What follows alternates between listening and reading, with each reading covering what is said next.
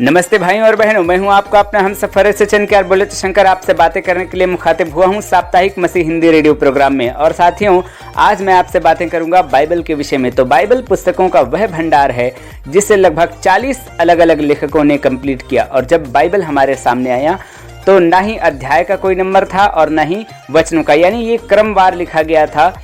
तो 1228 ईस्वी में स्टीफन लैंटो ने इसको अध्याय में बांटा। उसके बाद 1448 ईस्वी में यानी 1448 ईस्वी में आर नाथन ने पुराने नियम को पदों में बांटा। उसके बाद नए नियम को रॉबर्ट स्टीफनुस के द्वारा 1551 यानी 1551 ईस्वी में पदों में बांटा गया।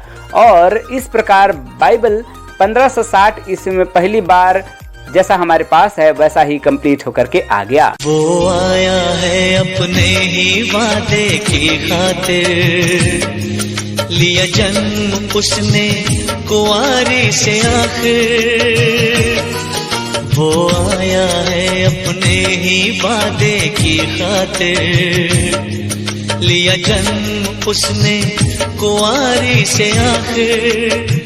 मुशीर और मालिक के अब्दियत वही है, सलामती का भी शहजादा वही है।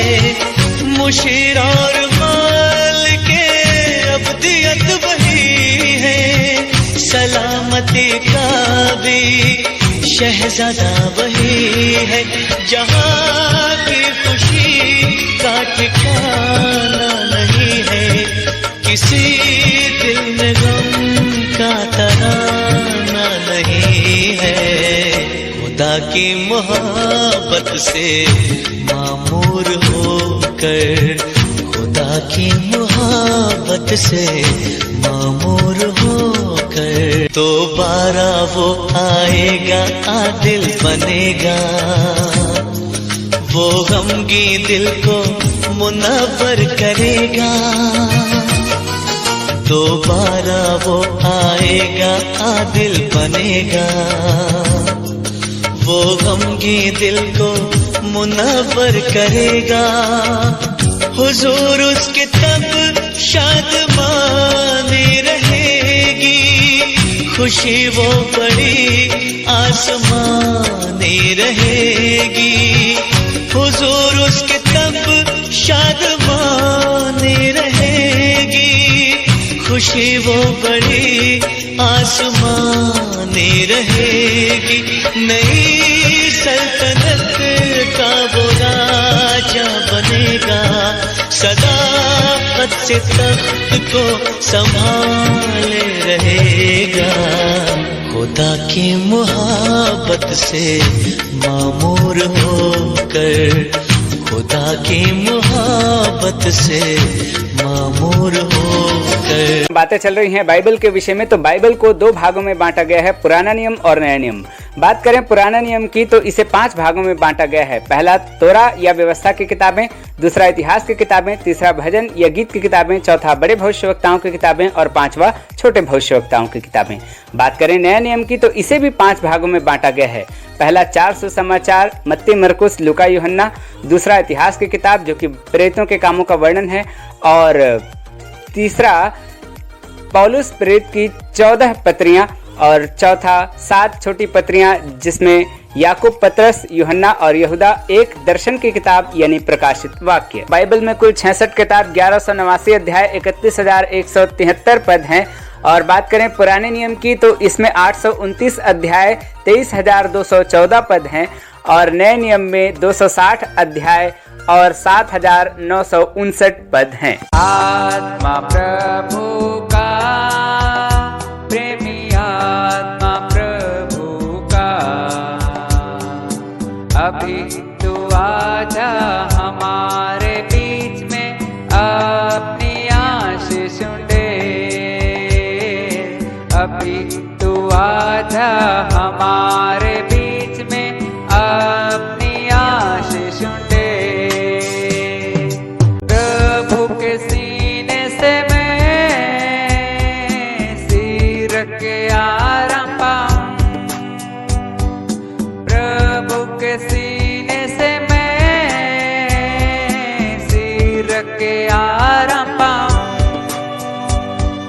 प्यासा हूँ मैं तेरे प्रति, प्यास दिला मुझे।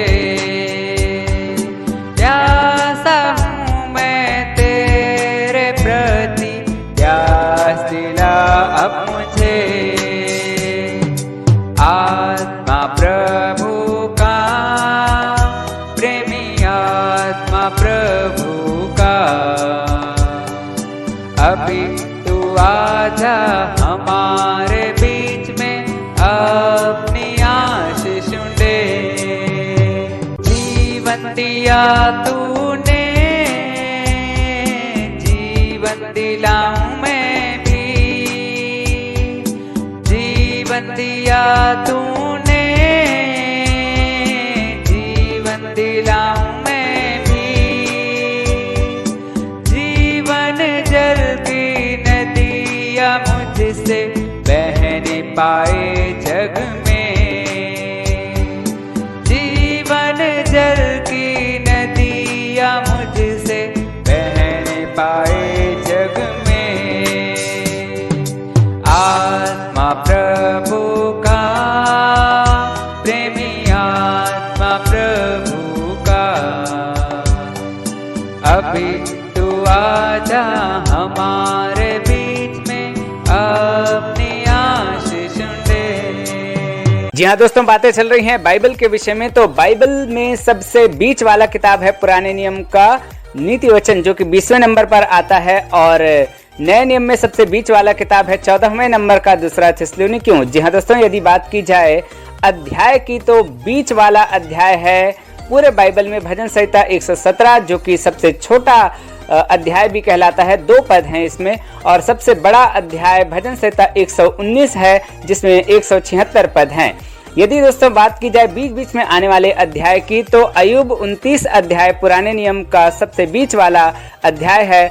और नए नियम में रोमियो अध्याय 13 सबसे बीच वाला अध्याय है। और दोस्तों यदि हम बात करें बाइबल में सबसे बड़े पद की, तो वो है एस्तर 8:9। उसी समय अर्थात सिवान नामक तीसरे महीने के 23वें दिन को राजा के लेखक बुलाए गए, और जिस जिस बात की आज्ञा मोर्दकै ने उन्हें दी थी, उसे यहूदियों और अधिपतियों और हिंदुस्तान से लेकर कूच तक जो 127 प्रांत हैं, उन सबों के अधिपतियों और हाकिमों को एक एक प्रांत के अक्षरों में और एक एक देश के लोगों की भाषा में, और यहूदियों को उनके अक्षरों और भाषा में लिखी गई। एस्तर ही एक ऐसा किताब है जिसमें 2 बार हिंदुस्तान का नाम दर्ज है, पहले अध्याय में और 8वें अध्याय के 9वें वचन में। जी हाँ दोस्तों, अब बात करें पुराने नियम में सबसे छोटा पद, तो पहला इतिहास 1:25 एबेर, पेलेक और रू। और नए नियम में सबसे छोटा पद है यूहन्ना 11:35 यीशु रोया।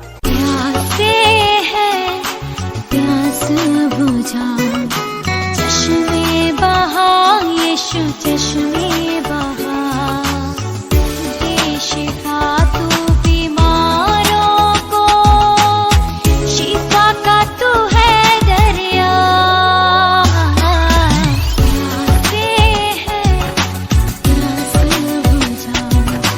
चश्मे बहा यीशु चश्मे बहा, जीवन जल का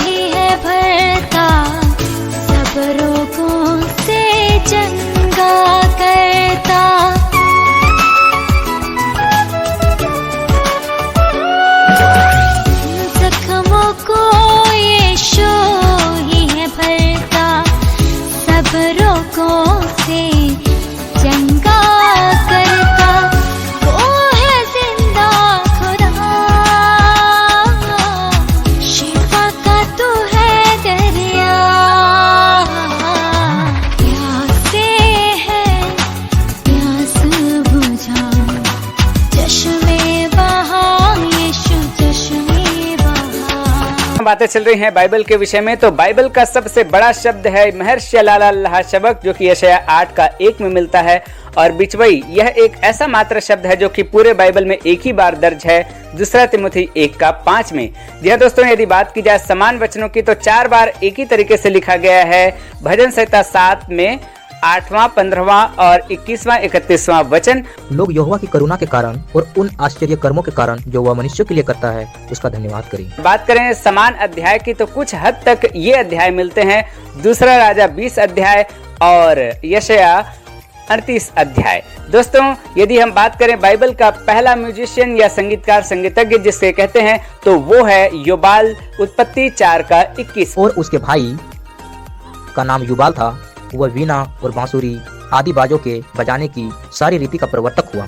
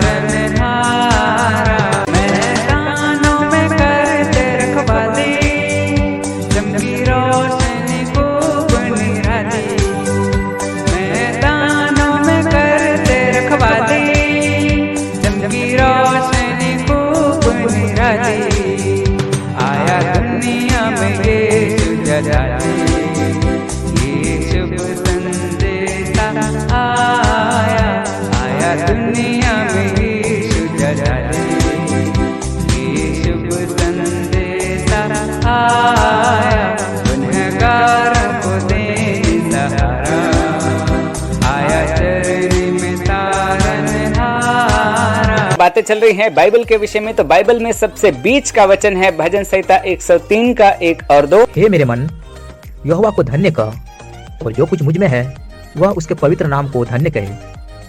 हे मेरे मन, यहोवा को धन्य कह और उसके किसी उपकार को ना भूलना। पुराने नियम में सबसे बीच का वचन है 2 इतिहास 20 का 17। इस लड़ाई में तुम्हें लड़ना ना होगा, हे यहूदा और हे यरूशलेम, ठहरे रहना और खड़े रहकर यहोवा की ओर से अपना बचाव देखना। मत डरो और तुम्हारा मन कच्चा ना हो, कल उनका सामना करने को चलना और यहोवा तुम्हारे साथ रहेगा। नए नियम में सबसे बीच का वचन है प्रेरितों के काम 17 का 17। अतः वह आराधनालय में यहूदियों और भक्तों से और चौकों में जो लोग उससे मिलते थे उनसे हर दिन वाद विवाद किया करता था। बाइबल परमेश्वर का वचन है। आप पढ़ सकते हैं 2 पत्रस 1 का 20-21। और बाइबल का नाम और बाइबल का काम क्या है, पढ़िए 2 तिमोथी 3 का 15-16। अनादि ईश्वर तू मेरे लिए यीशु शरण स्थान ठहरा है। हमेशा सुख दुख परिस्थिति में, हमेशा सुख दुख परिस्थिति में। अनादि ईश्वर तू मेरे लिए यीशु शरण स्थान ठहरा है।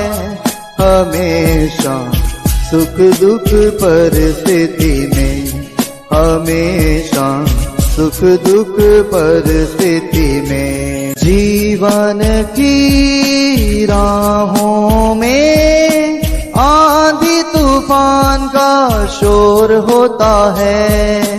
जीवन की राहों में आंधी तूफान का शोर होता है।